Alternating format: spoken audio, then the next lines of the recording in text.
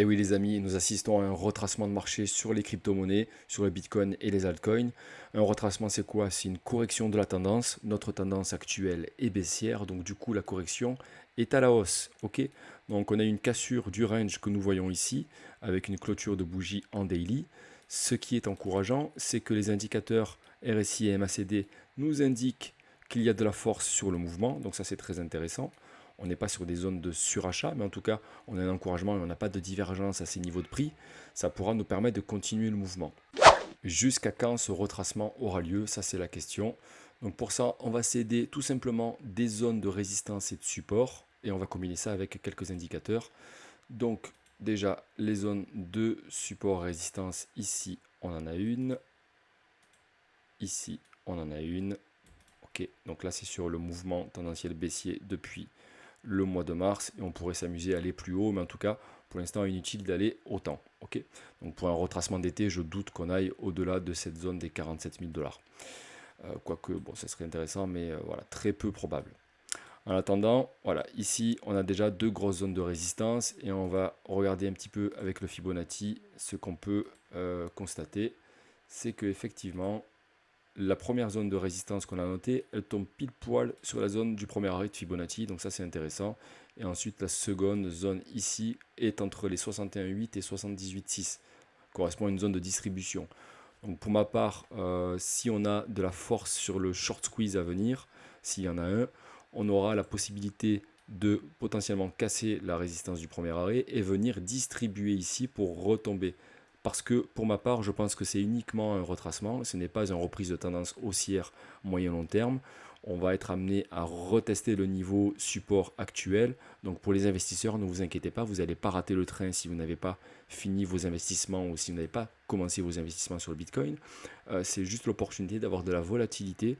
Et c'est plutôt pour les spéculateurs aujourd'hui que on va dire le schéma est intéressant. Ça va permettre de trader la volatilité. On va pouvoir proposer du long. Ça fait longtemps qu'on n'a pas fait de long sur le marché. Et donc là, c'est l'opportunité du moment. Ok, donc on aura tôt ou tard, je pense, très probablement un retest de cette zone. Et on pourra d'ailleurs aussi la casser. Il est possible qu'on arrive aux 15 000 ou 17 000 $ dans les prochains jours, prochaines semaines. Donc en attendant, on va jouer de cette volatilité. On va voir un petit peu comment on va faire avec Ethereum et les altcoins. Donc pour les spéculateurs qui veulent profiter de cette volatilité, je regarderai pour ma part Ethereum et en fait c'est un petit peu le chef d'orchestre. Donc si Ethereum pousse vers le haut, les alts en profiteront. Actuellement c'est ce qui se passe. On va regarder d'ailleurs quelques graphiques. Juste avant on va analyser Ethereum pour voir un petit peu ce qu'il a dans le ventre. Donc un peu comme sur Bitcoin, on peut s'apercevoir que effectivement on a cassé le range qui était ici. Hop, donc on va un petit peu zoomer. Voilà. Donc là, on a le range qui a été cassé ici. On a le support ici. Ok. Donc, cassure franche avec clôture de bougie en daily. Très bien. Les indicateurs nous montrent que le RSI, on est quasiment, carrément en zone de surachat. Donc ça, c'est très bien. Le MACD qui s'affole. Donc ça, c'est très bien. Au niveau du volume, on a également de l'achat. Donc voilà, c'est quelque chose de... Je pense pas qu'on soit sur du fake out également. Donc, en tout cas, jusqu'où il peut pousser? Bah, techniquement, c'est un petit peu comme sur Bitcoin. On va regarder les dernières zones de résistance. Alors, on prend le rectangle et on peut regarder qu'ici, il y a de la résistance. OK. Et également ici. OK. Ensuite, on ne regardera pas forcément, on ne va pas s'affoler non plus parce que ça fait vraiment des retracements assez importants. Pour une période d'été, je doute guère qu'on puisse arriver plus haut que cela. En tout cas, déjà, sur Ethereum, on peut avoir une confluence avec le Fibonacci. Si on prend le mouvement de Fibonacci, et là, on regarde pile poil. Donc le premier niveau que j'ai mis de résistance, il correspond au 23,6 de Fibo. Nickel. Le deuxième niveau de résistance, il correspond au 38,2 de Fibonacci. Donc gros niveau de résistance. Donc pareil, pour Ethereum, je regarderai un petit peu le prix aux 1830-1840 $. Et si jamais il y a encore de l'engouement, la deuxième étape, ce sera de passer les 2400 $. Ok. Donc en attendant que Ethereum fasse ce boulot-là, vous pouvez jouer avec les alts. C'est-à-dire que lorsque vous faites un long sur un altcoin, regardez ce qui se passe au niveau de ces résistances. Si on voit qu'on a de la perte de force au niveau des résistances, il est fort probable que les alts aussi en pâtiront. D'accord?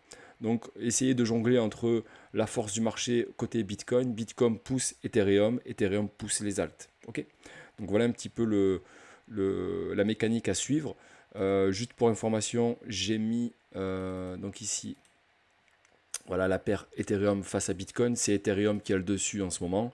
Il a repris de la vigueur. Voilà pourquoi il faut s'amuser avec Ethereum et les alts. Et également ici, un indicateur sympa, c'est le market cap total. Donc où on voit qu'on a de la croissance en ce moment sur le marché crypto. Et également le market cap des altcoins uniquement, donc sans Bitcoin et sans Ethereum, où on voit qu'on a également une augmentation du market cap. Donc voilà, il y a un petit peu de l'argent frais qui est rentré, il faut en profiter. Ça crée un petit peu de la volatilité, il ne faut pas s'en priver. Côté contrat-dérivé, et pour alimenter ce short squeeze, voilà, ce qu'il faudra regarder, c'est s'assurer qu'on ait toujours un sentiment pessimiste avec une majorité de short sur le Bitcoin, et puis également sur les alts. On peut le voir sur Ethereum, où on a aussi voilà, un sentiment pessimiste, où on est légèrement supérieur à 50%. Donc ça c'est très bien, il faut que ça reste de ce côté-là. Il faudra éviter d'avoir un funding rate trop positif. Et puis on regardera un petit peu les liquidations et on va dire les clôtures de position sur l'open interest. Pour l'instant, j'ai rien qui m'alerte sur les liquidations et j'ai rien qui m'alerte sur l'open interest face on va dire à l'action de prix.